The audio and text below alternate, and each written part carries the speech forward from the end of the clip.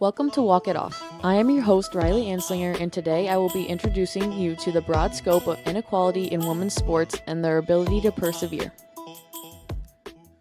There are many challenges women athletes face, such as sexism, stereotypes, and discrimination. Something I've always heard from either just a man or a male athlete is, oh, you're a girl, so it doesn't matter, or it's not the same, you're just not as good because you're a girl. Women athletes have difficulty having success because of this. If you're talking to somebody that wants to go watch NBA, they're not like, oh, who wants to watch the men's basketball play? But it's different when somebody wants to watch the WNBA. They have to say, who wants to watch the WNBA? NBA should have M in it for men, the Men's National Basketball Association. Since the WNBA has a W in it for women's, it would just make sense. But no, it's sexist. Throughout all these obstacles, women continue to break barriers. People don't believe women are as capable as men to do these things because of our skill or our body physique and just because we are a female. Men are known to have stronger arms, legs, be faster, but women can still do the same thing that they do.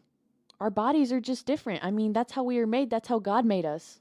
In the earlier days, women had to fight for the right to even compete and show they are just as talented as men. Women have to deal with sexist comments and remarks, sometimes even seen on social media. For example, a girl gymnast post a picture, you can go into the comments and see men commenting hard eyes, fire emojis, inappropriate comments.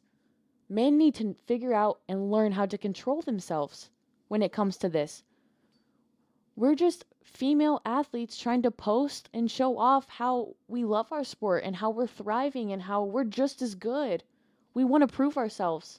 In some sports, such as basketball and soccer, women's teams receive far less media coverage than the men's teams. This can lead to a lack of visibility for female athletes, which can make it difficult to attract sponsorships and grow their fan base. This was from an article written by James Staunton called Sport and the Challenges Female Athletes Face Today. Today, women's sports are growing far more popular, but we still face so many challenges. We receive less funding and less attention and coverage than the men do. For example, I play women's soccer here at University of Evansville, and sometimes, every once in a while, we'll have ESPN or a news channel at our games. But when it comes to the men's games, there is a media coverage, news person, whatever, on every single corner of the game, waiting to talk to the star or whoever scores the goal, whoever has a good game. But no, we don't have that media coverage, the men do. At the professional level, women still receive significantly less than the men and face many more challenges like sexual harassment or treated like they are worth less compared to the men. This goes back to when I said stereotypes that are made like women don't know sports, they don't know how to play. The sports industry has been dominated and reserved for men. This is just straight up sexist. It should not be that way. Female athletes are objectified on the field, much as they are on the streets, from coaches to commentators to the audience. Women are looked at as commodities, showcasing themselves for men's pleasure, not as entities of potential and talent, states the article Challenges Faced by Female Athletes in the World of Sports by Sanjana Ray.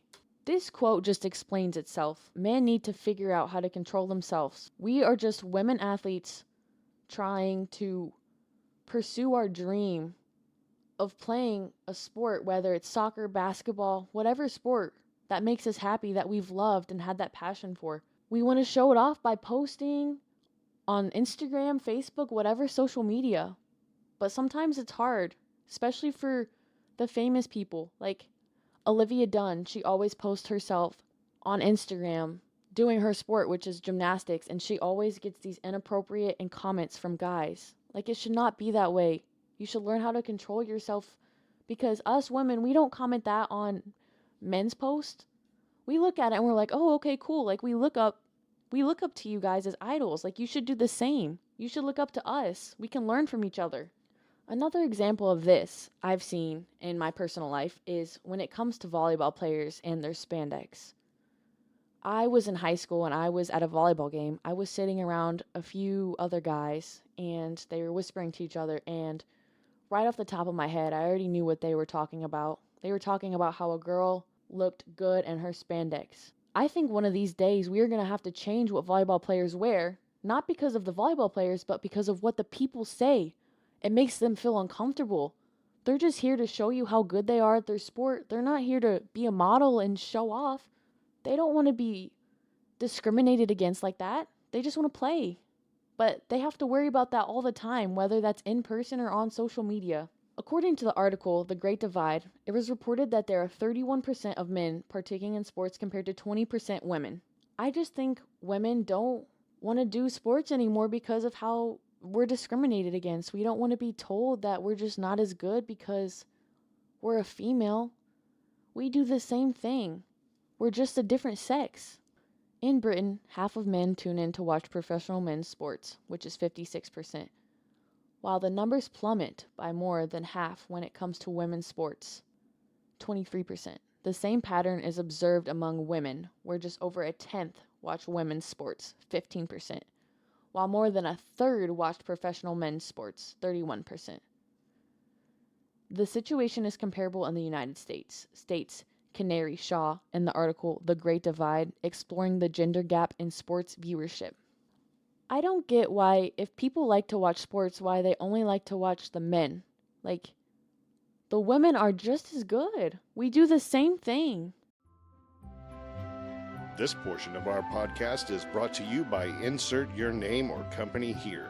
Crescent.evansville.edu receives over 1,000 new visitors a month, and during that time receives nearly 6,000 page views. Become part of the student media family and advertise with us on our website, crescent.evansville.edu, or let us highlight you right here on this podcast, and we'll talk about your business, product, and or service. Another example is here at University of Evansville. What I've noticed is that the men get a lot more funding and donations here than our women's team do. Overall, they have nicer things because they have the money to do that. We don't, because we don't get funding or donations. There needs to be an equal gap where you guys donate to the women's team and the men's. Like, we should all be able to have nice things, not just because we're different sexes. You always hear comments about female athletes' appearance and the way she looks from someone in the crowd, or even on the sidelines, or sometimes even the commentators at rare times. But do you hear people sexualizing men like that? No, you don't. Just the women.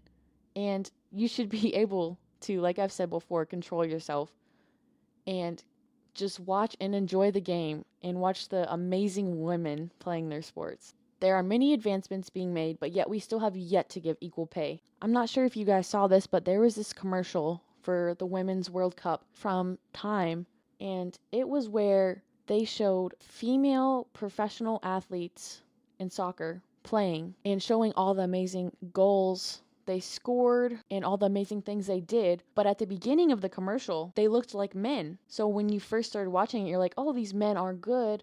They're scoring these awesome goals. But no, it was a deep fake. They edited the content and imagery to where it looks like Mbappe, for example, was playing and scoring all these amazing goals. But at the end, they revealed it and showed that they were actually women. Just their faces being covered up and disguised as men. So the commercial was trying to prove that you can get just as much excitement from watching women's sports as you can men's. So why aren't we getting equal pay and equal love? I think it's sad we have to make commercials like this to prove a point. We shouldn't need a commercial to prove this when we have female athletes that have proved this all along. For example, Olivia Dunn, the gymnast I was talking about from LSU, is the second highest paid NCAA athlete. This should show enough people that female athletes are just as good as men and can do just the same things. Overall, female athletes are clearly just as good as men. The only difference is our sex. Walk It Off is produced by Student Media. Student Media produces the Crescent magazine as well as a number of podcasts. To learn more, visit crescent.evansville.edu.